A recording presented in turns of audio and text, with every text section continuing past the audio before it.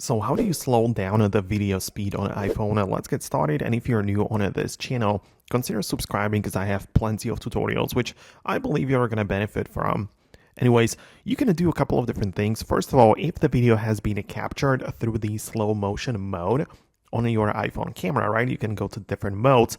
Then it's going to have like different controls in the Photos app. So you can go to the Photos app like this, then tap on the edit button, and then not only can you trim the video, but you can also adjust the speed, right? So you can see it visually right there that the, more spread out lines indicated that the video is like slowed down. The lines which are closer together sort of, indicated that the area or part of that video is in full speed, right? So that's how you can adjust it if the video has been captured in the slow motion mode. Of course, in the top right corner, you also have like the general control for the speed, which you can apply to the whole clip, right? And slow it down to like 25% or whatever.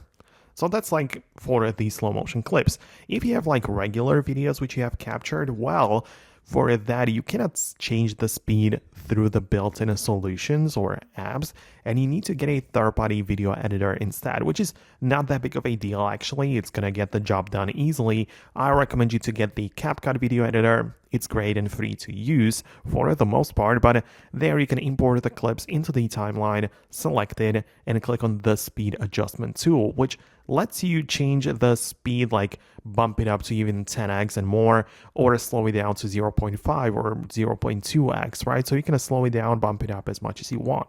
And also you have the curve feature, so you can not apply the same speed across the whole clip, but also like separate it and play around with it. So plenty of options to go through. Let me know if you managed to do this. If you found this video helpful, hit the thumbs up and subscribe for upcoming videos and tutorials like this one. So thanks a lot, and I'll see you later.